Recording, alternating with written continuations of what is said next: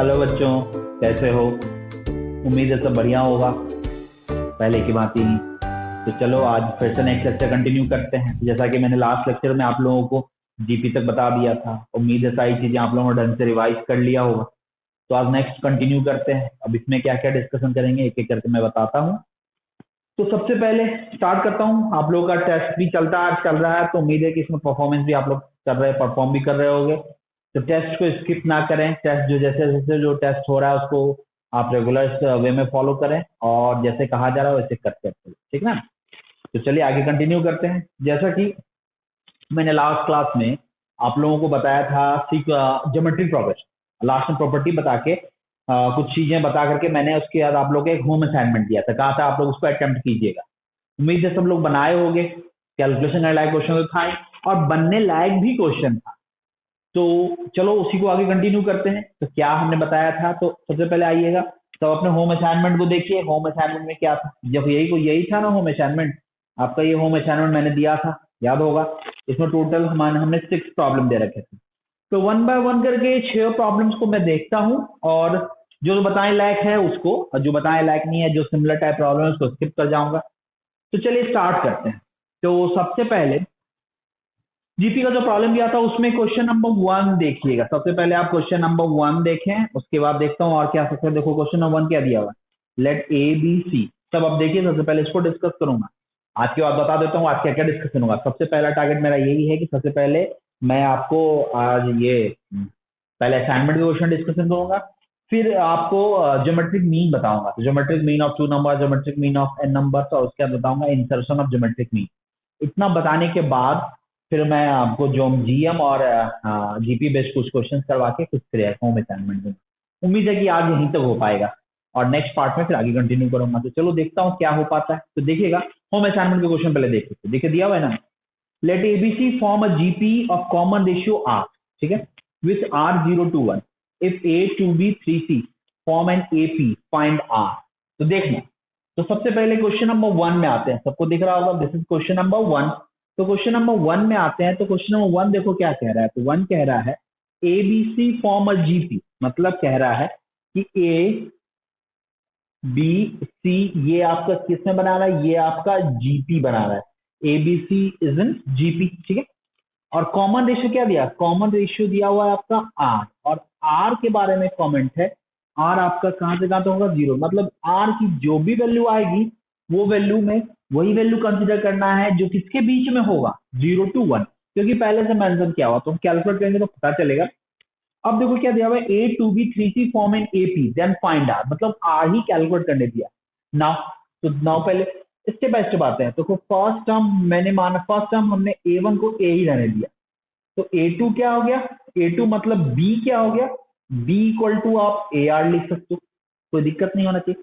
GP में है तो फर्स्ट टर्म A रखा तो कॉमन रेशियो R है, तो सेकंड टर्म क्या होगा AR। Similarly A3 equal to C equal to क्या लिख सकते हो, that should be AR square. I think यहां तक क्लियर है, A AR और AR स्क्वायर। तो ये आ गया A B and C। Now given है, नाउ फिर से गिवन है डेटा देखना। गिवन डेटा हमारे पास क्या है, तो गिवन डेटा है कि A 2B and 3C form an AP। Now given है A twice B and thrice C, this form an AP। अगर ये सीक्वेंस AP में है तो क्या लिखते हैं, 2 टाइम्स ऑफ मिडिल टर्म, याद होगा, that is equal to first term plus last term. तो बस कुछ नहीं करना है, अब सबकी वैल्यू रख देते हैं इन टर्म्स ऑफ ए। तो इसको मान लेते हैं, तो फ्रॉम 1 2 एंड 3, या इसका यूज मैं इसमें कर लेता हूं। तो देखो क्या लिख सकता हूं, 4 टाइम्स ऑफ बी, बी को क्या लिख सकता हूं, बी को लिख सकता हूं a r equal to A plus c को क्या लिख सकता हूं ए आर स्क्वायर, तो साइज ए आर स्क्वायर। तो गॉड देखो ए कैंसिल हुआ, तो क्या हो गया, this is 4R equal to 1 plus 3R square. तो 4R equal to 1 plus 3R square. I think यहां तक कोई दिक्कत नहीं होना चाहिए। 4R equal to 1 plus 3R square.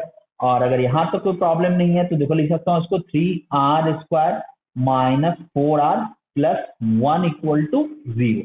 अब इसको फैक्टराइज करते हैं। देखो फैक्टराइजेशन दिख रहा होगा, माइनस आर, तो इसको लिख सकता हूँ 3R square minus 3R minus R plus 1 equal to 0। और अगर नेक्स्ट स्टेप की मैं बात करूं So that implies 3r, r minus 1 minus r minus 1 equal to 0. That implies 3r minus 1 into r minus 1 equal to 0. Means r की value हमारे पास क्या आ गया, r की दो वैल्यू आए, r equal to 1/3 and r equal to 1. But ये possible नहीं होगा.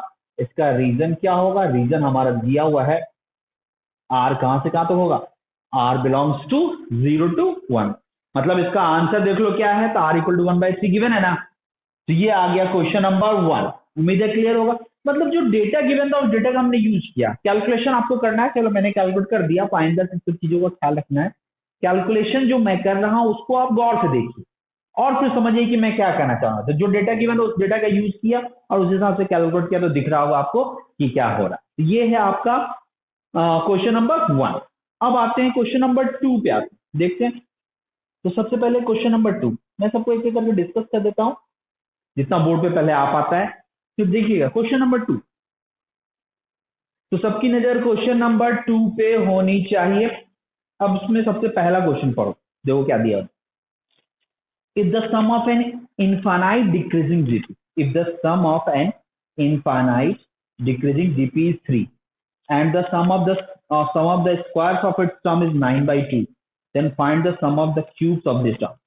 तो देखो क्या दिया हुआ, infinite decreasing GP. Decreasing GP मतलब क्या, term should be in decrease, मतलब डिक्रीज करना चाहिए. कॉमन रेशियो जो होगा वो आपका इस तरह होना चाहिए कि टर्म डिक्रीज करना चाहिए. चलो देख लेते हैं क्या हो रहा है क्या नहीं हो रहा है. कॉमन रेशियो क्लियर है कि लेस देन 1 होना चाहिए, यानी कि फ्रैक्शन में होना चाहिए, वो भी 0 to 1 वाले पार्ट. देख लेते हैं क्या आ रहा है. तो जो भी दिया, तो sum of an infinite decreasing GP, तो गिवन है, let a1 equal to a ले लिया एंड कॉमन रेशियो क्या ले लिया, and common ratio equal to क्या ले लिया, r. इनफाइनाइट डिक्रीजिंग जीपी, तो गिवन है हमारा डेटा गिवन क्या है, a plus ar plus ar square dot dot dot, ये कहां तक गया, इन्फिनिटी तक. ये आ गया a plus ar square dot dot dot up to infinity. इसकी वैल्यू कितना है, दैट इज इक्वल टू, अगर हमारा गिवन है this is equal to a/1 minus r. और गिवन क्या है, इसकी वैल्यू कितना है, आप क्वेश्चन देखना, sum of infinite decreasing GP is equal to 3. तो ये आपका वैल्यू क्या दिया, this is equal to 3 given, this is equal to 3 given. And देखो, तो मतलब यहां से अगर देखें तो दैट इज इक्वल टू क्या है, a/1 minus r equal to 3. Relation generate करना चाहें तो क्या लिख सकते हैं, a और r में a equal to 3 times of 1 minus r. This is result number 1. a equal to 3 times of 1 minus r, this is result number 1. अब देखो क्वेश्चन सेकंड पार्ट क्या कह रहा है, ठीक है. And the sum of the squares of its term is 9/2, ये पहला है. अब देखो एंड सेकंड डेटा क्या दिया, sum of squares of its terms is 9/2, मतलब इसका स्क्वायर देंगे तो उसका समेशन कितना दिया हुआ, 9/2. तो सेकंड डेटा गिवन है a स्क्वायर प्लस इसका स्क्वायर करेंगे तो क्या होगा, a square r square plus a square r to the power 4 dot dot dot infinity. इसकी वैल्यू कितना दिया हुआ है, 9/2. मतलब इसके अकॉर्डिंग डेटा क्या दिया हुआ है, that is a square divided by 1 minus r square, this is equal to क्या दिया हुआ है, 9/2. तो a square divide by 1 minus r square, this is equal to 9/2. जिसको एक स्टेप से और कैलकुलेट कर लेते हैं, अगर कैलकुलेट करना चाहें तो क्या लिख सकते हैं, twice a square equal to 9 times of 1 minus r square नहीं लिख सकते हैं. This is result number 2. I think यहां तक पॉइंट क्लियर होगा. Twice a square equal to क्या लिख सकते हो, क्वेश्चन देखना, जो डेटा गिवन है देखना, क्या कैलकुलेट लिख सकते हैं ना, 2a square equal to 9 times of 1 minus r square. अगर पॉइंट यहां तक क्लियर होगा तो फ्रॉम 1 एंड 2 दो रिलेशन है और दो अननोन है, सॉल्व नहीं हो जाएगा. अब इसके बाद आप सॉल्व कर लीजिएगा. मतलब मैं यहां लिख देता हूं, नाउ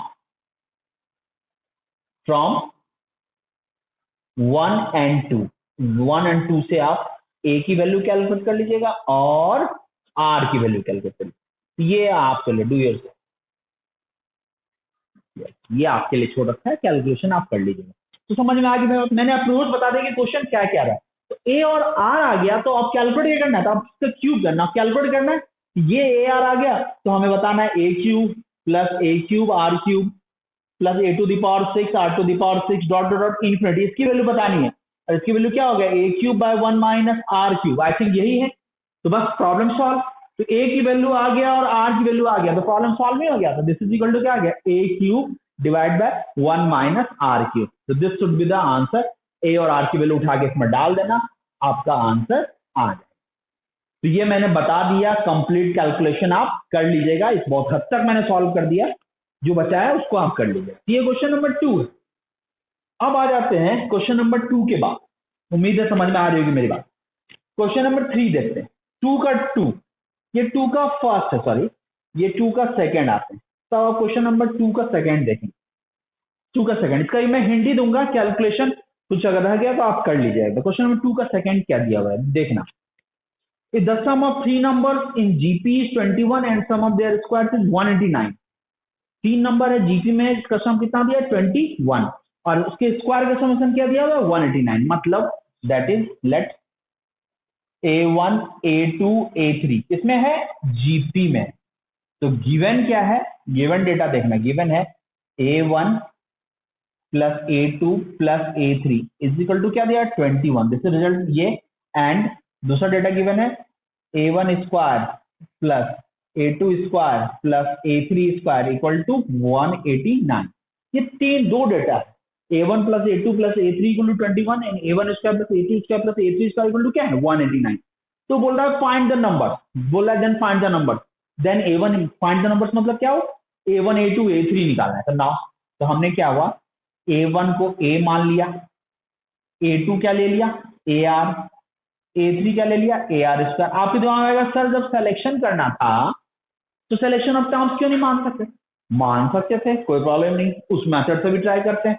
दो मेथड है, ये मेथड 1 जनरल सिलेक्शन, मेथड 1 क्या है general selection, general selection approach. अब मेथड 2 देखेंगे special selection, selection of terms a by r, a और ए आर मान के। तो चलो देखते हैं पहले। तो नाउ तो सबसे पहला गिवन है A1 plus A2 plus A3 is equal to क्या आ गया ए तो क्या हो गया a plus a r plus a r square plus a r square that is equal to 21। मतलब यहां से अगर ए कॉमन ले लिया क्या लिख सकते हो 1 plus r square that is equal to 21। Result number 1 ये पहला दिया हुआ। दूसरा डेटा क्या गिवन है, and A1 square plus A2 square plus A3 square equal to 189। A1 square मतलब क्या हो गया A square plus A square R square plus A square R to the power 4, A3 मतलब A square R to the power 4 that is equal to कितना आ गया 189। आई don't think यहाँ पे कोई इश्यू होगा, A square R to the power 4। अब देखो यहाँ से क्या कॉमन ले लिया, तो यहाँ से A स्क्वायर कॉमन ले लिया क्या हो गया 1 plus r square plus r to the power 4 is equal to क्या आ गया 189। अब 1 और 2 इसको मैं मान लेता हूं 2। अब आप सोचो, देखो जो डेटा गिवन था उस डेटा का मैंने यूज करके दो रिलेशन जनरेट कर लिया, अपने तरफ से यहाँ पे कुछ नहीं किया। जो भी डेटा गिवन था उस डेटा का यूज करके हमने कुछ रिजल्ट मतलब रिलेशन जनरेट कर लिया, किसमें ए और आर। तो डेटा यूज करके रिलेशन जनरेट कर लिया in terms of a and r. अब इस दो रिलेशन, कौन सा relation, from relation number 1 and 2 a और आर की वैल्यू नहीं आएगी। अब आप सोचोगे सर कैसे करेंगे, तो देखो इसको स्क्वायर करके इससे डिवाइड कर देंगे तो ए स्क्वायर गायब हो गया। तो देखना तरीका तो मेरे पास बहुत सारा है, पर मैं मुझे हमें लगता है ये मेथड सही होगा। तो देखो क्या किया 1 स्क्वायर डिवाइडेड बाई 2 कर दिया, 1 स्क्वायर डिवाइडेड बाई 2 क्या है a square 1 plus r square whole square divided by, ये तो ऑलरेडी ए स्क्वायर है क्योंकि हमने स्क्वायर समझ में आ रहा होगा, r square plus r to the power 4 that is equal to कितना है 21/89। तो 21/18 189, तो that this is equal to 9। I don't think यहां तक कोई इश्यू होगा। This is equal to 1/9, a square cancel और रिजल्ट क्या आ गया। तो रिजल्ट कुछ इस तरह से दिखा 1 plus r square whole square equal to 9, sorry इसको 1 plus r square whole square divide by 1 plus r square plus r to the power 4 is equal to 1/9। अब देखो आर में एक सिंगल रिलेशन है, कैलकुलेट तो हम भी कर सकते हैं, तो कैलकुलेट उम्मीद है तुम कर लोगे, तो कैलकुलेट इसको कर लो। यहां से आपको आर की वैल्यू कैलकुलेट हो जाए। तो चलो पहले इसको नोट करो, जरूरत पड़े मैं ही कैलकुलेट कर देता हूं। तो सिंपल सा है, बस उसको स्क्वायर करना और कैलकुलेशन आपके पास होगा। ठीक है, तो ये आ गया आपका। अब फ्रॉम 1 एंड 2 आप आसानी से इसको सॉल्व कर सकते। तो पहले इसको नोट करो। ओके, स्क्रीनशॉट ले लीजिए।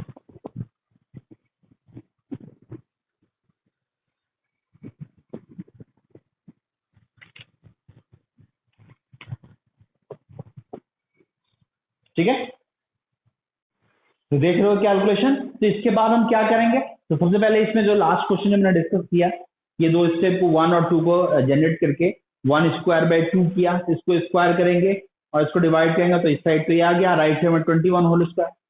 1 सेकेंड, यहाँ कुछ एरर है, यहाँ 21 इंटू 21 होगा, मतलब यहाँ 21/9 होगा, मतलब यहाँ क्या होगा, दिस इज इक्वल टू 7/3। अब आपको सॉल्व करना है। चलिए ठीक है, तो करेक्ट कैलकुलेशन एरर था जो मैंने कर दिया था, पर फिर से अभी करेक्शन कर दिया। ये सब छोटी छोटी चीजें कैलकुलेशन में ध्यान रखना होता है, कभी कभी हो जाता है। तो चलो देखते हैं। तो यहाँ के बाद आप कैलकुलेट आप कर लीजिएगा, मतलब आर में रिलेशन जनरेट कर दिया, आप कैलकुलेशन अब आपकी रिस्पॉन्सिबिलिटी है कर लेना। ठीक है, ये तो फर्स्ट हो गया, फर्स्ट स्टेप। अगर इसका मेथड 2 मैं यूज करना चाहूँ, इसको आगे सॉल्व कर लेना। देखो जो भी बनेगा एक बार सॉल्व करके ट्राई करना है, इतना तो आप कर सकते हो, नहीं होगा तो फिर तो हमसे डिस्कस करना। अब सारा चीज तो कैलकुलेट कर लिया, सिर्फ पॉलिनोमियल ही तो ब्रेक करना है। अब मेथड 2 की बात करते हैं, तो मेथड 2 में क्या करते हैं, a1 को मैंने मान लेता हूं a बाय आर। मेथड 2 की मैं बात करता हूं, a1 को a बाय आर, a2 को क्या मान लिया, a2 equal to a are, और a1 equal to a by r, a2 equal to a, और a3 इक्वल टू क्या लिख सकता हूं, ए आर। तो ये आ गया आपका मेथड 2 में, ये तीन टर्म मैंने मान लिया, ए बाय आर, ए और ए आर। अब देखो रिजल्ट क्या गिवन है, नाउ गिवन है, फिर से इससे भी मान सकते हो, a1 plus a2 plus a3 equal to कितना है, 21। यहां से बना सकते हो क्या हो, a by r plus a r equal to 21, result number 1 and a1 square. Calculation किसी में भी करना ही पड़ेगा, किसी में बच नहीं सकते।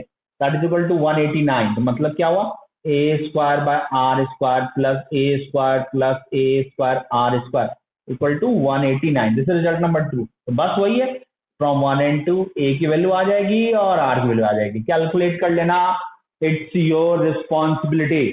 ओके, कैलकुलेशन करके नहीं होता है तो डिस्कशन करें अपने ग्रुप में अपने स्टूडेंट के साथ, और फिर हमसे डिस्कस करें। ये सब कैलकुलेशन तुम्हें जितनी बार करोगे उतना ही बेहतर है, और खुद से करोगे वही तो ज्यादा बेस्ट हो। तो कोशिश करो कि कैलकुलेशन की जिम्मेदारी है अपने कंधे पे लो, समझे। कैलकुलेशन नहीं हो रहा तो सर नहीं हो रहा है, इसको सॉल्व कर दिया, ये सबसे खराब वर्ड। खराब सेंटेंस यूज करो, सर नहीं हो रहा है इसको सॉल्व करो। अरे कैलकुलेशन है भैया, करके तो देखो। कैलकुलेशन करोगे, एक बार फंसोगे, फिर नेक्स्ट टाइम अगर वो कैलकुलेशन हो गया तो उस टाइप के कैलकुलेशन में फ्यूचर में आपको प्रॉब्लम नहीं हो। तो कहने का मतलब यही है कि कैलकुलेशन खुद से करें, लड़ते रहें। कैलकुलेशन कंसेप्ट का कोई बात होगा तब ना हम सपोर्ट करेंगे, कैलकुलेशन तुम्हें क्या सपोर्ट करें। जब कैलकुलेशन नहीं करने आएगा तो हम बताएंगे। तो इसमें कैलकुलेशन में क्या है, थोड़ा दिमाग लगाना है, थोड़ा कॉमन सेंस, अब पॉलिनोमियल ब्रेक करना, करके देखिएगा, जो होगा फिर देख लेंगे। ठीक है, तो चलो देखते हैं क्या करना है। अब आते हैं इसका क्वेश्चन नंबर 3। तो देखो 3 और 2 का 2 सेम है, बना लेना इसको। क्वेश्चन नंबर 4 देखो, sum of infinite term number GP 15 सब, हाँ ये भी सेम है। क्वेश्चन नंबर 4 जो है वो सिमिलर है क्वेश्चन नंबर 2 का 1। Question number 4 is similar to question number 2 1। 4 is similar to question number 2 1। I don't think इसमें इश्यू होगा, मतलब 1 से 4 तक का एक एक चीज मैंने आपको बता दिया है। अब आते हैं, इसमें कोई दिक्कत नहीं होना चाहिए, समझे। अब आते हैं क्वेश्चन नंबर 5 में, 5 और 6 दो बताए। तो चलो जहां तक हम सॉल्व कर पाते हैं हिंट देते हैं और सब बना दें। तो देखो क्वेश्चन नंबर 5 दिया हुआ, तो क्वेश्चन नंबर 5, चलो 5 देखता हूं। 5 देखो क्या दिया हुआ है, क्वेश्चन पढ़ना दिया हुआ है, find the 4 successive terms of A GP. Find the 4 successive terms of a GP which the second term is smaller than the first by 35। यानी 4 successive terms बोल रहा है। तो सबसे पहले मान लिया late A1 A2 A3 and A4. These four terms are in GP. सबसे पहले ये मान लिया, चारों टर्म्स को किसने मान लिया? GP सबसे पहले। अब देखो डेटा जो गिवन है वो गिवन क्या है हमारा, जो गिवन डेटा है वो क्या है? गिवन डेटा कुछ ऐसा है, गिवन डेटा है कि second term is smaller than the first by 35। Second term first से 35 स्मॉलर, यानी पहला वाला टर्म सेकेंड टर्म से 35 बड़ा है, मतलब A1 minus A2 equal to 35 दिया हुआ है, मतलब second term is smaller than the first by 35, मतलब ये रिजल्ट नंबर 1 दिया हुआ है, इसको ऐसे लिखते हैं। एंड सबसे एंड दूसरा डेटा क्या गिवन है? सेकेंड डेटा गिवन है third term is larger than the fourth by 560, मतलब third term larger than the fourth by 560। तो आपको टर्म्स बताने, तो अब A1 A2 A3 A4 बताना है, तो सबसे पहले वही है। तो नाउ लेट A1 को A मान लिया, जनरल सिलेक्शन करो, तो आपको स्पेशल सिलेक्शन का भी कोई खास एडवांटेज नहीं होगा, क्योंकि यहाँ प्रोडक्ट और टर्म्स का कहीं यूज किया ही नहीं है, तो फायदा क्या है? तो प्रोडक्ट और टर्म्स में ना हमें एक वेरिएबल मिलता था, मैं जो बोल रहा हूँ समझ में आ रही होगी बात। जब प्रोडक्ट करते हैं टर्म्स तब ना A बाय आर, A और AR लेते थे, तो आर कैंसिल होकर एक ही आ जाता था। यहाँ तो कहीं प्रोडक्ट वाला कोई रिलेशन ही नहीं दिया, तो जनरल सिलेक्शन से ही काम चलाते हैं। तो A1 को हमने A मान लिया, ठीक है, A2 को AR हो गया, A3 को AR स्क्वायर हो गया, और A4 को क्या ले लिया? AR cube. तो नाउ गिवन क्या है? A1 minus A2 equal to 35, तो दैट इंप्लाइज क्या दिया? A minus AR equal to 35, A minus AR equal to 35, this is the first relation, A minus AR equal to 35। And क्या दिया हुआ? A3 minus A4 equal to 560, तो क्या हुआ? मतलब AR square minus AR cube equal to 560। I don't think कि यहां तक कोई इश्यू होगा। This is result number 2। तो देखो प्रॉब्लम तो सॉल्व है ना, 1 और 2 को डिवाइड कर दो, देखना 1 डिवाइडेड बाई 2 कर देते, तो 1 करें तो A times of 1 minus R, ये कॉमन लिए तो AR 1 minus R square, AR square common लिए 1 माइनस आर, ठीक है ना, दैट इज इक्वल टू कितना है? 35 बाय 560। अब देखो 35 बाय 560 कितना हो गया? 16 हो गया ना, 45, हाँ दिस इज 16। और देखो A 1 माइनस आर A, तो मतलब क्या हुआ? आर स्क्वायर इक्वल टू 16 है, आर की वैल्यू क्या आ गई? एक बार 4 होगा और एक बार आर की वैल्यू क्या होगा? -4। तो सबसे पहले आर इक्वल टू 4 के लिए वैल्यू निकालते हैं। व्हेन आर इक्वल टू 4, तो यहां से देखो A minus AR equal to 35, R equal to 4 तो क्या होगा? तो आर इक्वल टू 4 अगर लेंगे तो A minus 1 second, A minus 4A equal to 35, तो A इक्वल टू क्या होगा? -35/3, ये आ जाएगा। जब R इक्वल टू -4 लेंगे तो क्या होगा? R इक्वल टू -4, तो इस केस में क्या, पहले R इक्वल टू 4 के लिए सीक्वेंस रेडी कर देते हैं। R इक्वल टू 4 के लिए इसके लिए आंसर क्या होगा?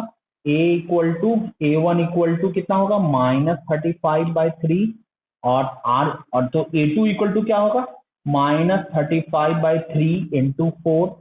सिमिलरली A3 इक्वल टू क्या होगा? -35/3 इंटू 4 स्क्वायर। और सिमिलरली A4 क्या होगा? सिमिलरली A4 क्या लिखेंगे? -35/3 into 4 cube. This is AR cube, ठीक है। तो ये तो आगे आपका कब, ये रिजल्ट जो हमारा दिख रहा है, this result is for R equal to 4। But अगर यही चीज, अगर हम इसी चीज में R का वैल्यू, पहला आंसर है, कंफ्यूज मत होना, ये तो ऑलरेडी नोट कर ही रखोगे, पहला आंसर है व्हेन R इक्वल टू 4, मतलब दो सीक्वेंस आते हुए दिख रहा है हमारा, दो सीक्वेंस आते हुए, एक बार R इक्वल टू 4 के लिए, एक बार R इक्वल टू -4 के लिए। तो R इक्वल टू -4 वाला देखते हैं, तो देखो R इक्वल टू -4, तो second answer for R equal to -4, तो क्या हो गया? A minus AR equal to 35, तो देखो तो 5A इक्वल टू 35, मतलब A इक्वल टू कितना होगा? 7 होगा। तो A1 equal to 7, A2 equal to क्या होगा? -28, A3 इक्वल टू कितना होगा? 128 इंटू 4, 80 और 32, तो 112 और A4 इक्वल टू क्या? -4, तो -448। मतलब दो सीक्वेंस है आंसर में, पहला सीक्वेंस होगा 7 -28 112 और -448 और दूसरा सीक्वेंस यहां से निकल के आया, क्या आया -35/3। दूसरा क्या है -35/3 यानी कि -35/3 इंटू 4 तो 120 और 140/3 -140/3 और इसका होगा 560/3 और -4 से मल्टीप्लाई करेंगे तो 2240 तो -2240/3 2240 तो ये दो सीक्वेंस है, ये दोनों सीक्वेंस आंसर में आया। This are the answer. अब देख लेते हैं आंसर क्या है।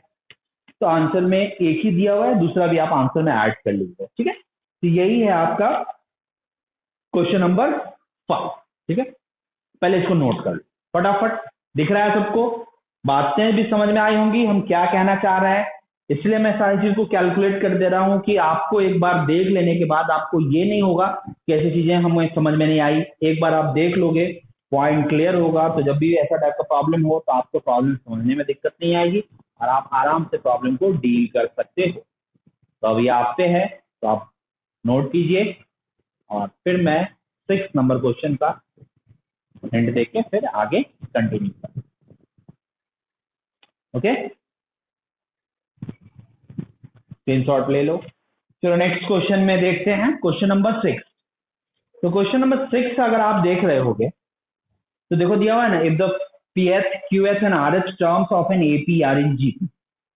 देखना मतलब किसी एपी का पीवा आरवा क्यूएच और rth, sorry pth qth rth and sth term किसमें है, जीपी में। तो किसी भी एपी का ये सारा टर्म जीपी में, मतलब एपी ए क्यू, समझना AP A Q A R A S of an AP are in GP, ये दिया हुआ।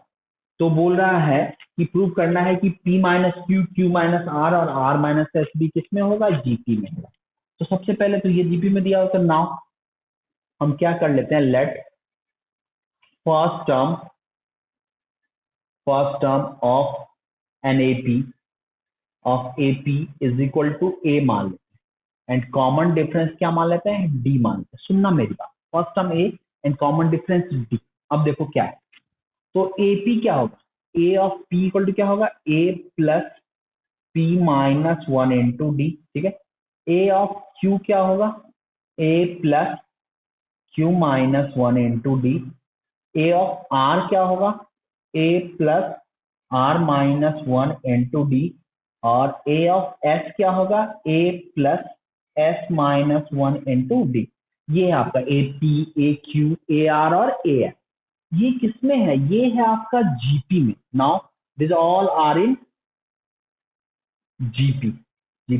जीपी मतलब क्या, मतलब A P, A Q, A are और ए एस किसमें है, आपका जीपी में। तो जीपी का मतलब क्या हुआ, तो जीपी का मतलब यही हुआ कि a q by a p equal to a r by a q equal to a s by a are.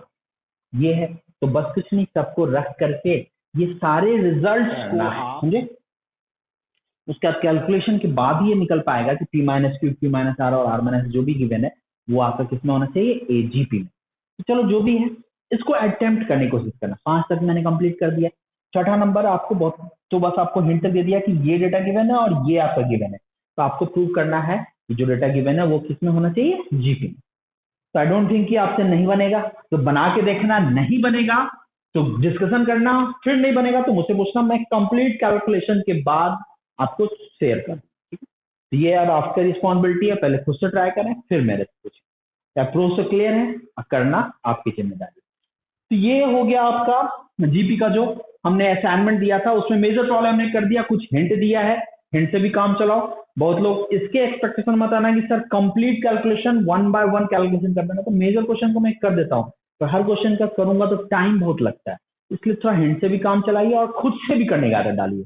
तो जो मैंने कहा है उसको ईमानदारी से फॉलो कीजिए और जैसे बताया जा रहा है उसको करते चलिए, आगे चीजें आसान होंगी और सब बातें समझ में भी आएंगी।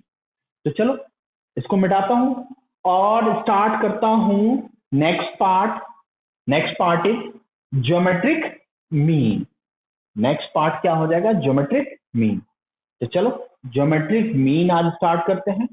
ज्योमेट्रिक मीन, तो हेडिंग डालिएगा, सबके कॉपी में होना चाहिए। हेडिंग डालिए ज्योमेट्रिक मीन, ठीक है। तो ज्योमेट्रिक मीन, तो ज्योमेट्रिक मीन जैसे अरिथमेटिक मीन बताया था, जस्ट सेम है ज्योमेट्रिक मीन। अरिथमेटिक मीन मतलब similar to arithmetic mean, geometric mean भी सिमिलर टू अरिथमेटिक मीन का मतलब क्या हुआ? तो ज्योमेट्रिक मीन जो हमने बताया था, तो उसमें अरिथमेटिक मीन बताया था, सबसे पहले बताया था फॉर टू नंबर, यानी single M of to number, single M of N number. तो ज्योमेट्रिक मीन ऑफ नंबर, तो नंबर्स में सिर्फ हम डिस्कस करेंगे geometric mean of positive number, क्योंकि जो रिजल्ट आगे हम डिस्कस करेंगे वो पॉजिटिव नंबर के लिए वैलिड है। तो मैं सिर्फ बात कर रहा हूँ geometric mean of positive number, नाम रखिएगा। तो सबसे पहले geometric mean of positive number, geometric mean heading डालिए ज्योमेट्रिक मीन, ठीक है। उसमें सबसे पहला आ जाता है ज्योमेट्रिक मीन यानी जीएम, इसको लिखते हैं G.M। सबसे पहले लिखते हैं geometric mean of positive number, geometric mean of positive number, geometric mean of positive number.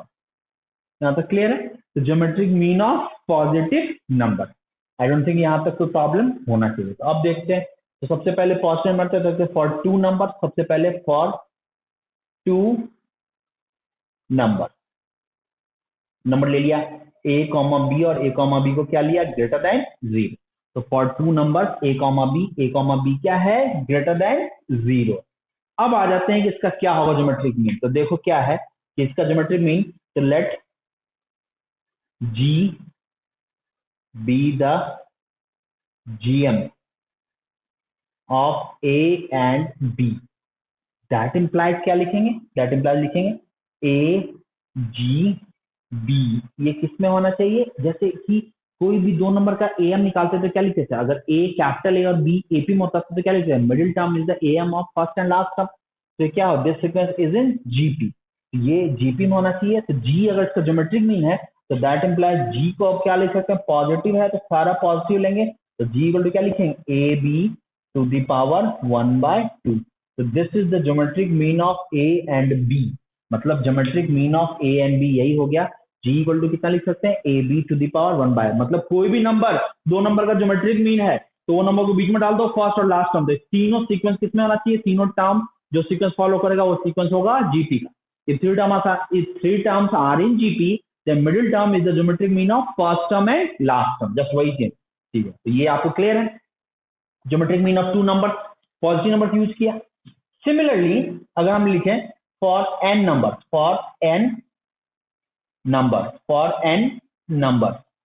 मतलब क्या हुआ? A1 A2 A3 dot dot का AN, ये सारा नंबर क्या होना चाहिए? Positive. Similarly for n number मान ली बात किए, मतलब सारा नंबर क्या ले लिए? फॉर n नंबर्स मतलब ऑल नंबर्स आर पॉजिटिव में ले लेगा। मैंने पहले भी कहा कि मैं सिर्फ पॉजिटिव के लिए डिस्कशन कर रहा हूँ, रीजन उसके पीछे है कि आगे अगर रिलेशन जनरेट करेंगे तो सिर्फ पॉजिटिव के लिए वैलिड होगा, और कुछ और निगेटिव केस में कुछ इधर उधर चीजें हो जाती है। तो जो आपको बताया जा रहा है उसको फॉलो कीजिए, और जब आगे मैं रिलेशन जनरेट करूंगा, relation between AN GM and HM, तो वहां इनइक्वालिटी का रिलेशन जो जनरेट होगा वो रिलेशन सिर्फ पॉजिटिव नंबर्स के लिए ही वैलिड है। Geometric mean of positive numbers, तो फॉर n नंबर्स की हम बात कर रहे हैं। तो देखो क्या है, अब गौर से देखो, यहां मैं राइट साइड लिखता हूं, अगर टू नंबर्स का GM लिखा AB टू दी पावर 1/2, तो तीन नंबर अगर ABC दे दिया, अगर GM ऑफ C नंबर, अगर हम ले GM ऑफ ABC, सिंपली एक पैटर्न बनाते हैं, तो क्या उसको G लिखे तो क्या लिखेंगे? ABC पे पावर 1/3। टू नंबर्स का 1/2 है तो थ्री नंबर्स क्या होगा? 1/3। चार नंबर्स का क्या होगा? GM, चार नंबर अगर ABCD पे पावर क्या होगा? 1/4, ये for four number. Similarly for n numbers की बात करें तो इसका GM डायरेक्ट इसी पैटर्न को, दो है तो 1/2, तीन है तो 1/3, चार है तो 1/4, n है तो क्या लिखेंगे? GM इक्वल टू क्या लिखेंगे? A1 A2 A3 dot dot dot क्या लिखेंगे? AN, अब पावर क्या लिखेंगे? 1/n। तो this is geometric mean of n number. I don't think यहाँ पे कोई इश्यू होना चाहिए। याद रखिएगा ज्योमेट्रिक मीन ऑफ टू नंबर, इसको हम इन शॉर्ट बोलते हैं single geometric mean. Single geometric mean of to number, single geometric mean of n number. तो ज्योमेट्रिक मीन ऑफ नंबर्स में यही दो चीज है, for 2 numbers for n numbers. इसमें कोई रिसर्च वाला कुछ पॉइंट नहीं है, जो पॉइंट बताया उसको दिमाग में रखिए। समझ में आना चाहिए कि क्या होगा, 2 नंबर्स का है तो जीपी में होगा, n नंबर्स का होगा तो ऐसा कोई नहीं कि ये सीक्वेंस किसी को फॉलो करेगा। मतलब A1 A2 A3 का जी कहीं एडजस्ट करेंगे तो जीपी एचपी में कहीं नहीं होगा। मतलब एक पैटर्न बना लिया गया। 2 नंबर के केस में अगर 2 नंबर था तो ज्योमेट्रिक मीन लेते थे तो ए जीबी किसमें आ जाता था, जीपी में। 3 नंबर के केस में या 3 से ज्यादा नंबर के केस में कोई सीक्वेंस फॉलो नहीं करेगा। वो एग्जैक्टली इसी का पैटर्न है कि 2 था तो 1/2, तो 3 है तो 1/3, 4 है तो पावर क्या होगा 1/4, सिमिलरली n है तो पावर क्या होगा 1/n। वो किसी सीक्वेंस के पैटर्न को फॉलो नहीं करेगा इस तरह से। सिर्फ 2 के केस में ही जीपी था और फिर इसी पैटर्न को जनरलाइज करके इस फॉर्म में लिख दिया गया। तो आपको ये रिजल्ट याद रखना होगा, कोई इसमें ज्यादा दिमाग नहीं लगाना है, क्योंकि इसमें कुछ दिमाग लाने की बात ही नहीं है। ये एक टर्म जनरेट किया गया और इसका हम यूज बाद में करेंगे। तो आपको ये पॉइंट क्लियर होना चाहिए। तो this is called geometric mean of number. चलिए फटाफट इसको नोट कीजिए, इसको नोट करने की जरूरत तो है नहीं क्योंकि ये बात तो आपको समझ में आ ही गई। Geometric mean of number. अब जो हम बात करेंगे ना ज्योमेट्रिक मीन, अब जो हम बात करेंगे insertion of N geometric mean between 2 number. अब जो हमारा नेक्स्ट टॉपिक होगा insertion of N geometric mean. मतलब पहले इसको आप नोट कर लो और अब जो हमारी बात होगी insertion of N geometric mean between 2 number. तो चलिए हेडिंग डालिएगा, insertion of N geometric mean लिखिएगा बिटवीन 2 नंबर्स। तो स्टेटमेंट है लिखना, insertion of N geometric mean between 2 number.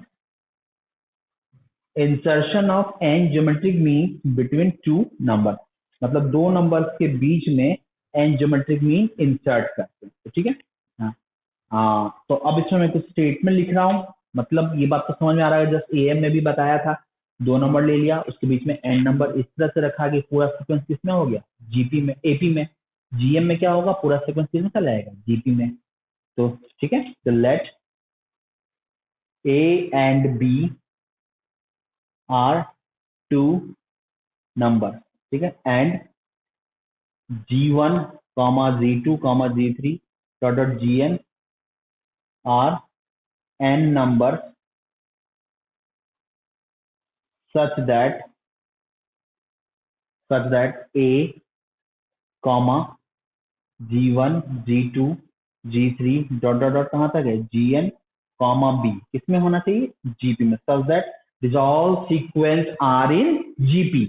Then मतलब ये अगर जीपी में चला गया तो देन हम इस G1, G2, G3 dot dot Gn इस सबको क्या बोलेंगे, these are called NGMs। NGMs between किसके बीच में, A एंड B। ये बात याद रखना है। मतलब ये जो आ गया G1 to Gn तक का जो टर्म्स आ गया, these are NGMs between A and B, यानी A और B के बीच में ये NGMs आ गया, that is called geometric mean। इसी को बोलते हैं insertion of N geometric mean between A and B. मतलब ए और बी 2 नंबर है, इसके बीच में एन नंबर है। इसे रखा कि पूरा सीक्वेंस किसमें आ गया, जीपी में। इसको बोलते हैं N geometric mean between A and B. these are called n geometric means between a and b। I don't think यहाँ तक कोई प्रॉब्लम होगा। जब सेम एज am है, ए और बी के बीच में एन नंबर डाल दिए तो ये आ गया NGM, बीच में डाला तो पूरा सीक्वेंस किसमें चला गया, जीपी में। तो इसको बोलते हैं एन ज्योमेट्रिक मीन। मतलब यही अगर पूरा सीक्वेंस एपी में होता तो क्या बोलते हैं, एन अरिथमेटिक मीन। और यही अगर आगे एचपी में पढ़ोगे तो पूरा सीक्वेंस अगर एचपी में चला आता तो उसको बोलते हैं एन हार्मोनिक मीन, जो आप आगे चल के पढ़ोगे, आप देखोगे इसमें। तो पहले इसको देखते हैं, जो पढ़ रहे हैं पहले उसको देखते हैं। तो अब हमारा टारगेट क्या है, हमारा टारगेट है जस्ट वही सेम एज एम। टारगेट है कि हमें G1 से लेके Gn तक टर्म्स कैलकुलेट करना है। तो नाउ सबसे पहले इसमें देखो टोटल नंबर ऑफ टर्म्स कितना है इस जीपी में, ये था n और ये है 2। तो टोटल नंबर ऑफ टर्म्स इसमें कैलकुलेट करने के लिए सबसे पहले आप देखो, आप कैलकुलेट करना ही है। तो सबसे पहला चीज हमें दिखा कि टोटल नंबर ऑफ टर्म्स क्या दिखा, total number of terms, total number terms of terms, total number of terms equal to क्या दिखा, n+2। पहला डेटा में ये दिखा। अब हम कुछ चीजें मान लेते हैं G1 से G2 तक calculate. Let common ratio of GP, let common ratio of GP equal to क्या मान लिया, R मान लिया। जीपी का कॉमन रेशियो क्या मान लिया, let common ratio of GP equal to R मान लिया। तो नाउ आप कैलकुलेट करते हैं, नाउ कैलकुलेट करते हैं। तो कैलकुलेशन में देखो हम करते हैं, तो सबसे पहले जीपी का सबसे लास्ट टर्म क्या है, कॉमन रेशियो निकल गया, तो G1 से लेके Gn तक नहीं निकलेगा क्योंकि पहला टर्म तो ए है। तो देखो क्या लिखा है, बी इक्वल टू क्या लिखा, this is the last term, equal to क्या लिख सकते हैं, first term into common ratio to the power total number of terms minus 1। I don't think यहाँ तो कोई दिक्कत होगा। Last term A N equal to क्या लिख सकते, A R to the power N minus 1। A N equal to क्या है, जी, और एन की जगह क्या है, एन प्लस 2। तो आर की वैल्यू आ जाएगी ना, एन प्लस 2 माइनस 1। तो क्या लिख सकते हैं, आर इक्वल टू क्या लिख सकते हैं, B by A to the power 1 by N plus 1, B by A to the power 1 by N plus 1। तो यहां तक अगर आपको पॉइंट क्लियर होगा, मतलब ये जो आ गया this is the common ratio, और इसमें ऐसा कुछ है ही नहीं, this is the common ratio, मतलब ये आपका जीपी का कॉमन रेशियो आपने कैलकुलेट कर लिया। तो आप गौर से देखो पूरे सीक्वेंस में पहला टर्म पता है, लास्ट टर्म पता है और कॉमन रेशियो पता है, G1 से लेके Gn तक नहीं निकाल सकते हो। तो नाउ अगर हम G1 की बात करें तो व्हाट इज G1, R पता है, तो G1 इक्वल टू क्या हो, A times of R। G2 equal to क्या लिख सकते हो, A R स्क्वायर। G3 क्या लिख सकते हो, that is equal to A R cube, dot dot dot. Gn equal to क्या होगा, Gn equal to A R to the power n।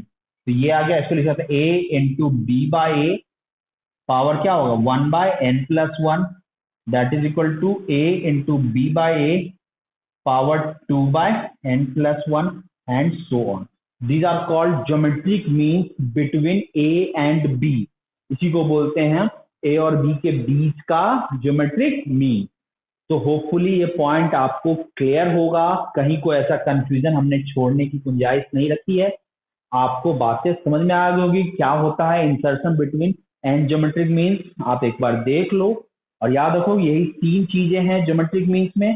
Insertion का बात तो हो गया कि इंसर्शन में क्या करते हैं, 2 नंबर दे दिया, उसके बीच में एन नंबर इस तरह से रखा कि पूरा सीक्वेंस जीपी में आ गया, तो बीच वाला सारा नंबर्स निकालने के लिए उस जीपी का कॉमन रेशियो आर मान के आर को सबसे पहले कैलकुलेट कर लिया, फिर आगे बढ़े। ये तो हो गया पहला इंसर्शन। इसके बाद इसमें आते हैं, ये हो गया ज्योमेट्रिक मीन ऑफ 2 नंबर्स, इसमें सीक्वेंस जीपी में था, तो बीच वाला टर्म पहला दूसरा का जीपी होगा। तो सिमिलरली 2 के लिए से ऐसा था, तो 3 के लिए जब सेम पैटर्न में एक पैटर्न बना दिया, 3 के लिए 1/3, 4 के लिए 1/4, तो n के लिए क्या हो 1/n। ये आपका कोई सीक्वेंस को फॉलो नहीं करेगा, बस याद रखिए कि मतलब इसमें तो सीक्वेंस बन जा रहा था कि जीपी में, इसमें n टर्म्स के साथ ये एक g जो है कोई सीक्वेंस नहीं बनाएगा, मतलब एक जनरलाइज किया गया है इसी से इंट्रोड्यूस कर। तो जो मैं बोल रहा हूँ उसको समझना, इसको याद रखना हो, क्योंकि ये इंट्रोड्यूस किया गया है geometric mean of n numbers, क्योंकि इसकी जरूरत हमें आगे है। ये कोई सीक्वेंस नहीं बना रहा, मैं इस बात को 2 से 3 बार रिपीट कर रखा हूँ, कंफ्यूज मत होइएगा। जैसे यहाँ पर 2 नंबर था तो तीसरा नंबर जो बीच में डाले वो सीक्वेंस बनाया जीपी में, और n नंबर्स के लिए ये जो जी है कोई सीक्वेंस कोई पैटर्न को फॉलो नहीं करेगा, बस ये इसी का एक्सटेंशन है। 2 है तो 1/2, 3 है तो 1/3, तो n है तो 1/n। तो ये 2 चीजें मैंने बता दिया, दिमाग में रखिएगा, जो मैं बोल रहा हूँ बस उसको फिक्स कर लीजिएगा दिमाग में, एक्स्ट्रा कुछ सोचने की गुंजाइश नहीं है आपको। कहीं दिमाग में अगर चल भी रहा होगा तो मैंने बोल दिया कि ये सीक्वेंस नहीं बना रहा है, बस एक पैटर्न है, जो भी चीजें निकल रही है वो मैं आपको एक्सप्लेन कर दे रहा हूँ। तो आप मेरी बात ख्याल रखिएगा, और जो कहा जाए उसको स्ट्रिक्टली फॉलो कीजिएगा। सिमिलरली ये भी देखो एनजीएम्स, तो एनजीएम्स की बात वही है कि 2 नंबर दे दिया, तो बीच में एन नंबर इस तरह से रखा कि पूरा सीक्वेंस जीपी में है, तो टोटल एन नंबर को निकालने के लिए उस जीपी का कॉमन रेशियो आर मान के कैलकुलेशन स्टार्ट कर दिया। ये आप बना लोगे, समझ में आ रही होगी आपको बातें। तो चलो इसको फटाफट पहले नोट कीजिए, फिर मैं इस पे क्वेश्चंस देखूंगा। ओके, करो नोट।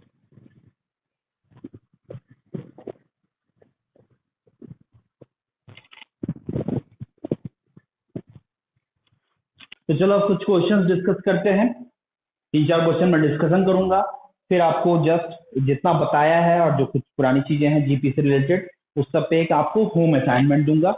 उसके बाद आपको जो असाइनमेंट दे रखा है, 2 असाइनमेंट बनाना है आपको। मैंने अरिहंत के असाइनमेंट को आपको मना कर दिया था, आपको याद होगा, क्योंकि उसमें आंसर्स में कुछ दिक्कत है।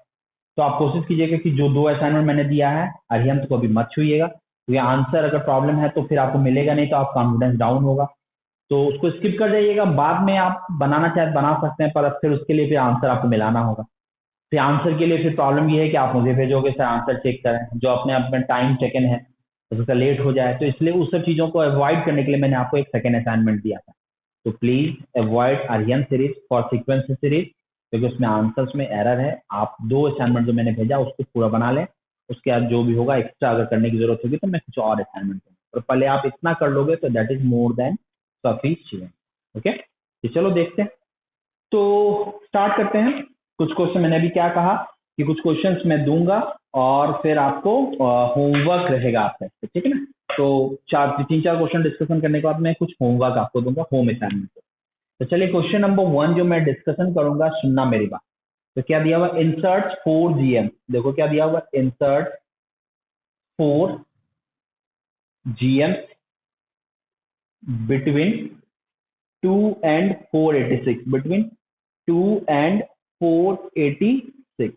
ये क्वेश्चन है, 2 और 486 के बीच में 4 GM इंसर्ट करना था। तो आई डोंट थिंक इसमें कोई दिक्कत होगा। तो अगर इसके सॉल्यूशन की अगर हम बात करें तो क्या होगा, तो 4 GM का लेट क्या मान लिया, let G1 G2 G3 and G4 are 4 GM between, किसको ले लिए, किसके बीच बीच में ले लिए, 2 and 486। मतलब G1 से लेके G4 तक 4 GM ले लिया, किसके बीच में, 2 और 486 के बीच में।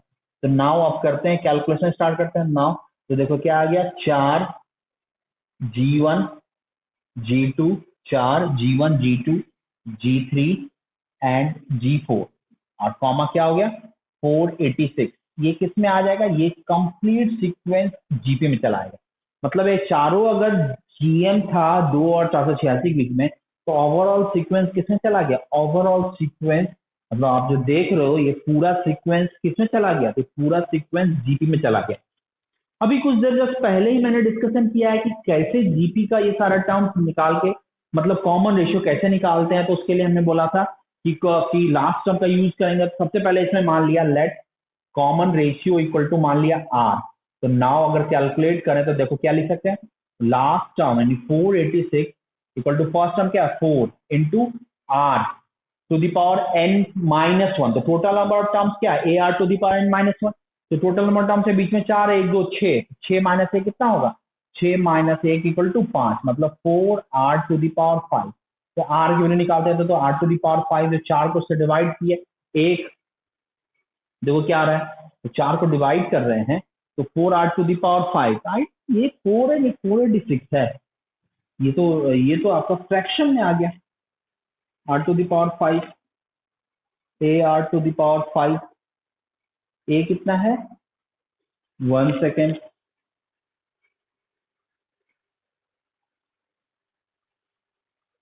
ए इक्वल टू 2 है ना, ए इक्वल टू, और सॉरी यहाँ पर 2 है, सॉरी ये 2 है।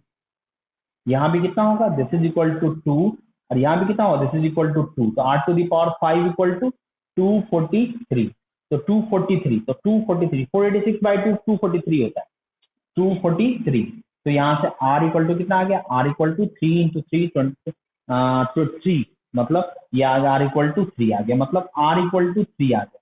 तो r इक्वल टू 3 आ गया, तो नाउ दैट इम्प्लाइज, सीधे लिखो ना, G1 इक्वल टू क्या लिख सकते हैं, ए आर, तो 2r मतलब 2 into 3 that is equal to 6।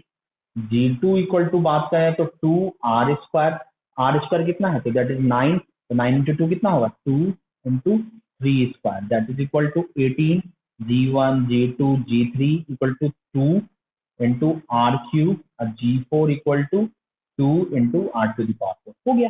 तो ये सीक्वेंस आपका दिख गया कि सीक्वेंस जो आपका जीएम जो आपको इंसर्ट करना था वो चारों जीएम आ गया, चारों जीएम आपके सामने है। मतलब 618, ये G3 भी कैलकुलेट करें तो 9 327 इंटू 3 254, और ये क्या आ जाएगा 108। तो 4 जीएम क्या आ गया, 6 18 54 और 108। ये हो गया आपका 4 जीएम किसके बीच में, 2 और 486 के बीच में। ये तो हो गया पहला प्रॉब्लम। अब आते हैं दूसरा प्रॉब्लम जो हमें डिस्कशन करना। मैंने कहा था ना 3 से 4 प्रॉब्लम डिस्कस करूंगा, फिर आपको होम असाइनमेंट दूंगा। अब देखो क्वेश्चन क्या कह रहा है, क्वेश्चन देखना if A1 and A2 be 2am, question देखना, if A1 and A2 be 2 AM, ठीक है, and G1 and G2 B 2 GMs,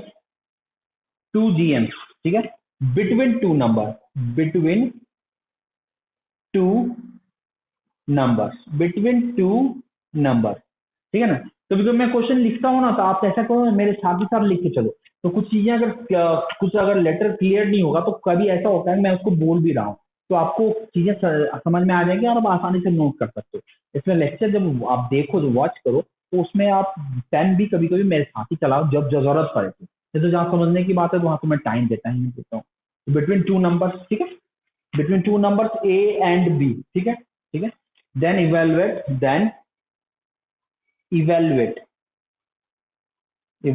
A1 plus A2 divided by G1 G2.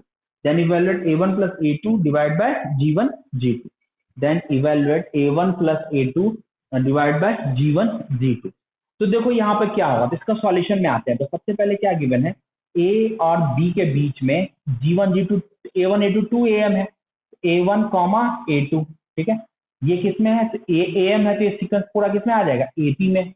And दूसरा क्या दिया हुआ, ए और बी के बीच में क्या दिया हुआ है, G1, और दूसरा क्या है, G2, और ये क्या है, B। ये किसमें चला गया, this sequence is in GP। मतलब पहला AP में है और दूसरा GP में है। किसके बीच में, दो नंबर A और B के बीच में। तो आपको कैलकुलेट जो करना है उससे हम निकालते हैं। तो सबसे पहले देखो यहाँ से दिख रहा है कि A1 plus A2 equal to क्या दिख रहा है, A plus B, ठीक है। आई डोंट थिंक यहाँ पे कोई दिक्कत होगा, ठीक है। और यहां से दिख रहा है कि G1 G2 डायरेक्ट निकाल लेते हैं ना, प्रॉपर्टी याद करो ना, प्रॉपर्टी पता था ना। ऐसे एपी में ये प्रॉपर्टी बता रखा है, एपी में ये प्रॉपर्टी बता रखा है कि sum of terms equidistant from beginning and end are always constant. तो यहाँ से पहला, यहाँ से लास्ट, यहाँ से दूसरा, यहाँ सेकंड लास्ट सेम है। सिमिलरली जीपी में प्रोडक्ट बता रखा था, product of terms equidistant from beginning and and. In product of term जो शुरुआत अंतिम से इक्वी डिस्टेंस पे हो, तो ऑलवेज कांस्टेंट होता है। तो मतलब उसके अकॉर्डिंग क्या लिख सकते हैं, A into B equal to G1 into G2। तो G1 into G2 equal to क्या लिखे, AB। अगर ये दोनों क्लियर है, उठा के इसमें डाल दो, तो क्या होगा, देन क्या लिख सकते हैं, A1 plus A2 divided by G1 G2 equal to क्या लिख सकते हैं, A plus B divide by AB। This should be the answer. I think यही होगा आंसर। देखो यही आंसर है ना, है ना, सिंपल। तो चीजें आपको समझ में आ रही होगी, टॉपिक आसान है, ठीक है। चलो नेक्स्ट क्वेश्चन पे आते हैं, नोट करना बाद में। क्वेश्चन नंबर 3 में आते हैं। देखो क्वेश्चन नंबर 3, तो क्वेश्चन नंबर 3 आप लोगों को दिख रहा है।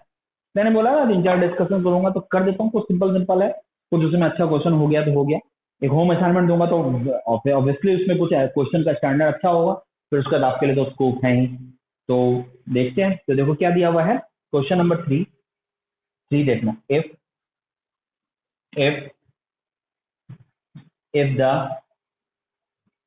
AM and GM, if the AM and GM between two numbers, AM and GM between two numbers, AM and GM between two numbers B5 and 3, B5 and 3, ठीक है, respectively, ठीक है। find the numbers, find the numbers, ठीक है। तो दो numbers का AM और GM दिया हुआ है 5 और 3। तो बोल रहा है कि नंबर्स फाइंड आउट करो। तो अब इसको बनाना हमारी जिम्मेदारी है। अब देखो इसको कैसे देगा, तो सबसे पहले इसका सॉल्यूशन में आते हैं। इसको देखो दो पार्ट में यहाँ से इसको देख कर नाउ सॉल्यूशन में आते हैं। तो let two numbers are A and B, मतलब हमने दो नंबर क्या मान लिया, A और B, ठीक है। अब देखो क्या दिया हुआ, इसका AM और GM दिया हुआ। तो सबसे पहले गिवन डेटा क्या है, तो गिवन डेटा है कि A प्लस B बाई 2, मतलब इसका AM कितना होगा, 5 दिया हुआ है। मतलब A plus B equal to कितना दिया हुआ है, 10। This is the first result given, यानी कि सम ऑफ टू नंबर्स हमारा 10 दिया हुआ, क्योंकि दिया हुआ है देखो AM 5 है तो GM कितना है, 3। ये भी पॉइंट याद रखना, सिमिलरली जीएम मतलब क्या हुआ, A B to the power 1/2 equal to कितना दिया 3, तो मतलब ए बी इक्वल टू कितना है, इक्वल टू 9, तो 3 स्क्वायर इक्वल टू 9। अब आपका दो वेरिएबल हमने माना था, कौन कौन सा, एक है ए, दूसरा है बी, और कितना इक्वेशन है, इक्वेशन दो इक्वेशन है, this is first equation, this is second equation. तो मैथमेटिक्स कहता है कि अगर आपके पास दो वेरिएबल है और दो इक्वेशन आप जनरेट कर ले रहे हो, it means you can solve, यानी you can find a and b from 1 and 2। A and b निकाल नहीं सकते, तो फ्रॉम 1 एंड 2 तो क्या होगा, बी की जगह ए डाल दिया, तो ए प्लस बी की जगह क्या रखे 9/a, तो a plus 9/a equal to 10, that implies a square minus 10a plus 9 equal to 0, this a square minus a minus 9a plus 9 equal to 0, तो क्या आ जाएगा a minus 1, ठीक है ना, a कॉमन a minus 1 और a minus 9 equal to 0, मतलब a की दो वैल्यू आ गई, एक बार a equal to 1 and a equal to 9, that is the answer। करना क्या है, बन गया ना, a इक्वल टू 1 आया तो b इक्वल टू कितना आया, b इक्वल टू 9 आ गया, a इक्वल टू 9 आया तो b इक्वल टू 1। बात वही है, आगे पीछे जो चेंज करके बात हो गई तो वही है, 19 या 91 दोनों लिखो, बात बराबर हो गया। तो यही है आपका क्वेश्चन नंबर 4 की 3, क्वेश्चन नंबर 3। तो चलिए पहले इसको पहले आप नोट कीजिए, उसके बाद मैं आगे डिस्कशन करूंगा। चलिए पेन चलाइए तो फटाफट। 3 प्रॉब्लम मैंने डिस्कशन किया है, कुछ प्रॉब्लम और डिस्कस करूंगा, फिर आपको होम असाइनमेंट, ओके। और ये बात ख्याल रखिएगा, जो भी मैं असाइनमेंट देता हूँ क्लास में, जो भी असाइनमेंट देता हूँ वो असाइनमेंट आपको फर्स्ट वही असाइनमेंट सॉल्व करना है, दैट इज मैंडेटरी। मतलब असाइनमेंट जो मैं क्लास में देता हूँ उसको सॉल्व करके ही आप आगे के असाइनमेंट जो मैंने एक्स्ट्रा दे रखे हैं उस पर स्विच कीजिएगा। ये नहीं कि इधर कंप्लीट हुआ नहीं उधर बनाना स्टार्ट करके, सबसे पहले class assignment, then next assignment जो मैंने आपको शेयर कर रखा है उसको सॉल्व, ओके। तो चलो अब नेक्स्ट क्वेश्चन पे आते हैं, क्वेश्चन नंबर 4। तो उम्मीद है कि सबको सारी बातें समझ में आ रही होंगी। तो क्वेश्चन नंबर 4 पे आते हैं, तो सबसे पहले क्वेश्चन लिख लेते हैं, ठीक है। तो क्वेश्चन नंबर 4 कुछ ऐसा है, लिखिएगा, ठीक है। तो दिया हुआ है क्वेश्चन नंबर 4 की, अगर मैं बात करूं,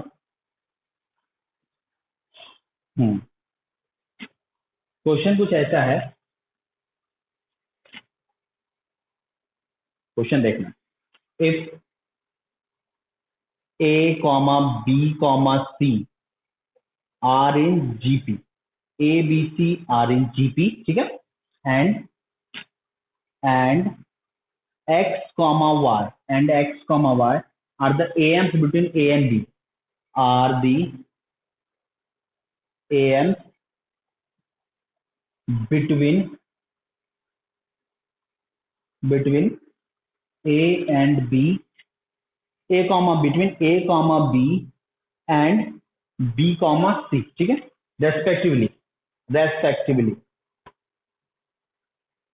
रेस्पेक्टिवली ठीक है। Then prove that 1/x plus 1/y equal to 2/b, 1/x plus 1/y equal to 2/b, and a/x plus c/y equal to 2। अब देखिए इस प्रॉब्लम में आते हैं, क्लास प्रॉब्लम ही होगा, उसके बाद मैं आप लोगों को असाइनमेंट शेयर करूंगा, उसको फिर उसको बनाना। तो मैं इसको भी मैं हिंट ही दे रहा हूँ, कैलकुलेशन आप करके रखिएगा, क्योंकि काफी चीजें मैंने बता दी है। अब आप रिस्पॉन्सिबिलिटी आपकी है कि आप उसको सॉल्व करके एक बार ट्राई करें, जो मैंने हिंट दे के छोड़ रखा है उसको खुद से बनाएं, नहीं बनता है तो फिर से अटेम्प्ट करें, फिर भी नहीं बनता है तो फिर मुझसे पूछें। बट मुझे ये उम्मीद है क्योंकि मैंने हिंट इस लेवल तक दे रखा है कि आपसे अब बन जाना चाहिए, तो बस जो मैं कह रहा हूँ, जो मैं कहता हूँ उसको उसी प्रोसेस को फॉलो करते हुए बनाएंगे, इतनी गारंटी है कि फर्स्ट अटेम्प्ट में ही बन जाए। चलो इसको देखते हैं फिर से। तो देखो क्या दिया हुआ है, if ABC are in GP, statement मेरी बात सुनना मेरी बात, ABC are in GP and XY are the AMs between A and B and B and C, मतलब XY जो है, मतलब X क्या है, X A और B का है। तो देखो क्या दिया हुआ है, सबसे पहले X इक्वल टू क्या लिखेंगे, ए प्लस बी बाई टू, ठीक है। और y क्या है, वाई बी, y को क्या लिखेंगे, B plus C by two, ठीक है। एक्स वाई, यहाँ तो कोई doubt, x equal to A plus B by two और y को क्या लिखेंगे, B plus C by two. और अगर यहां तक अगर क्लियर है तो ए बी एंड बी से रेस्पेक्टिवली, देन हमें ये प्रूव करना है। तो अब देखो करना क्या होगा, तो एंड एक और डेटा गिवन है ए बी सी, एंड एक और डेटा गिवन है and a comma b comma c किसमें है, जीपी में। जीपी मतलब क्या दिया, बी स्क्वायर इक्वल टू क्या यूज कर सकते हैं, ए सी। ये तीन रिजल्ट हमारा दिया हुआ है, एबीसी जीपी में है, ए और बी का एम है एक्स, बी और सी का एम है वाई। तो ये तीन डेटा के हेल्प से मैं इसको प्रूव करता हूँ। तो नाउ सबसे पहले हमें प्रूव करना है 1/x, एलएचएस लिया फर्स्ट का, फर्स्ट है ये, सेकंड ले लेते हैं। नाउ फर्स्ट में एलएचएस 1/x प्लस 1/y लेते हैं। तो x को क्या लिख सकते हैं, देखना x को क्या लिख सकते हो, this is equal to, x को लिखा है a plus B by two, तो 2/a plus b, plus y को क्या लिखा, और 1/y को 2/b प्लस सी। अब देखना क्या लिख सकता हूँ, तो लिख सकता हूँ 2 times of b plus c plus 2 times of a plus b divided by a plus b into b plus c. अभी मैं रिजल्ट अभी को यूज नहीं कर रहा, इसका भी यूज होगा। तो देखो क्या दिया, तो 2 तो कॉमन आ गया, तो twice b plus a plus c, तो this is equal to 2 times of twice b plus a plus C divided by, इसको मल्टीप्लाई किया तो क्या होगा, a B plus a C plus B square plus B c. I don't think यहां तक कोई दिक्कत होगा, b square plus B C. अब देखो यहां पर क्या आ रहा है, अब देखो अब हमें प्रूव क्या करना है, that is equal to 2/b prove करना है। तो देखो नेक्स्ट स्टेप में आता हूं, तो देखो बी स्क्वायर को हम किससे रिप्लेस कर सकते हैं, we can replace b square to a c, we can replace b square to a c. तो अब बी स्क्वायर को अगर हम ए सी रिप्लेस कर दें तो कोई एडवांटेज होगा, क्योंकि हमें चाहिए बी स्क्वायर को हम ए सी प्रूव कर दें। चलो देख लेते हैं क्या आ रहा है, तो ठीक है। तो नाउ फ्रॉम, अब नेक्स्ट स्टेप जो कह रहा है उसी से स्टार्ट करते हैं, ट्वाइस बी प्लस ए प्लस सी, कैलकुलेशन करके कंफर्म हो लेते हैं, that is a B plus a C plus a c, ठीक है, प्लस क्या हो गया बी सी। तो देखो twice A C plus B C plus A B, तो देखो यहां से अगर रिजल्ट मेरा अगर दिखा, तो यहां से अगर रिजल्ट दिखा एक्स वाई ठीक है, तो यहां से दिखा that is this implies 2 times of 2b plus A plus C divided by, यहां से आ गया A B plus twice A C, A B plus twice A C plus B C, A B plus twice A C plus B C. अब देखो कुछ कटते हुए दिख रहा है, अभी तक तो कुछ नहीं दिख रहा है। तो यहां से दिख रहा है 2/a plus b plus 2/b plus c, very good. तो b plus c a plus c, तो ये क्या आ गया, A B plus a C plus B square plus B c, very good. B square equal to हमने replace कर दिया ए सी से, तो बी स्क्वायर रिप्लेस कर दिया ए सी से, तो ये ऊपर वाला भी चीज कंप्लीट हो गया। तो 2, बट यहाँ तो कैंसिल नहीं हुआ, अगर मैं इस सब से कॉमन ले लूं ना, क्योंकि हमें प्रूव करना है ट्वाइस बी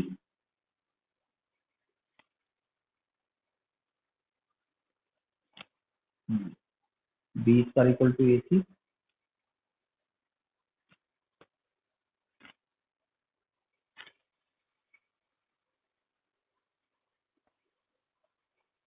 ऐसा करता है ना, देखो थोड़ा सा इसमें चेंज करते हैं, 1 सेकेंड।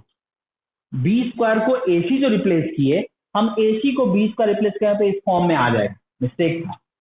हमने क्या किया कि बी का ए सी रिप्लेस किया तो कैंसिल नहीं हो रहा, बट ए सी को देखो, अभी मैं फिर से बोला ए सी को बी का रिप्लेस करते हैं। तो देखो ऊपर में क्या आ गया, ऊपर में आ गया 2 times of 2b plus A plus C divided by, नीचे में आ गया A B plus B square plus B square plus B C. यहाँ हमने किससे रिप्लेस किया, ए सी को रिप्लेस किया बी स्क्वायर से, ये रिजल्ट हमारे पास है।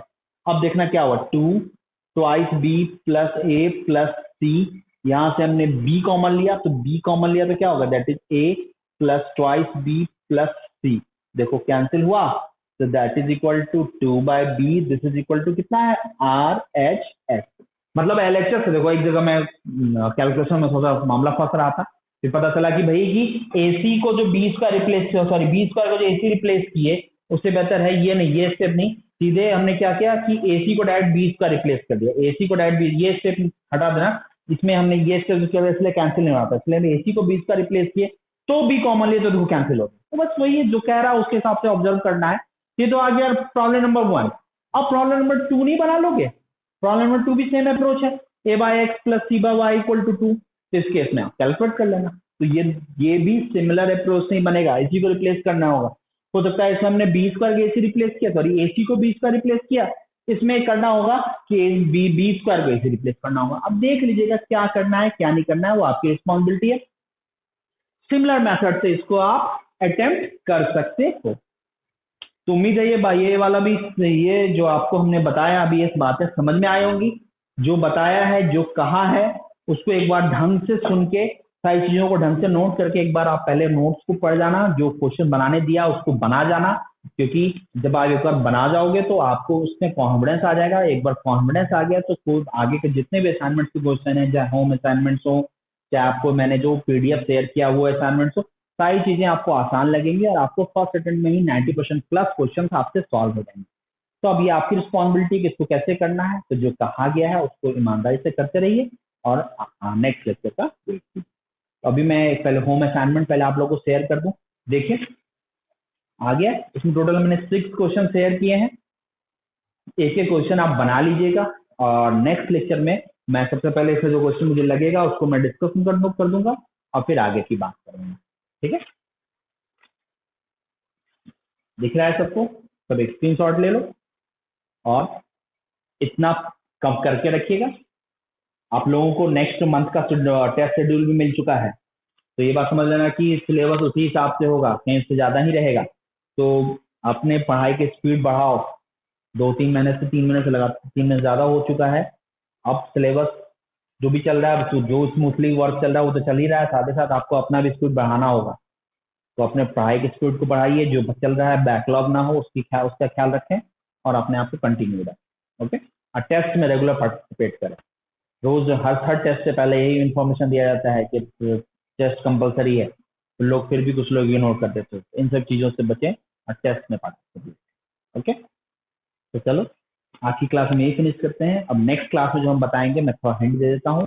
नेक्स्ट क्लास में सबसे पहले जो आज का जो मैंने होम असाइनमेंट दिया उसकी क्वेश्चन डिस्कशन करूंगा और फिर मैं आपको HP स्टार्ट करूंगा।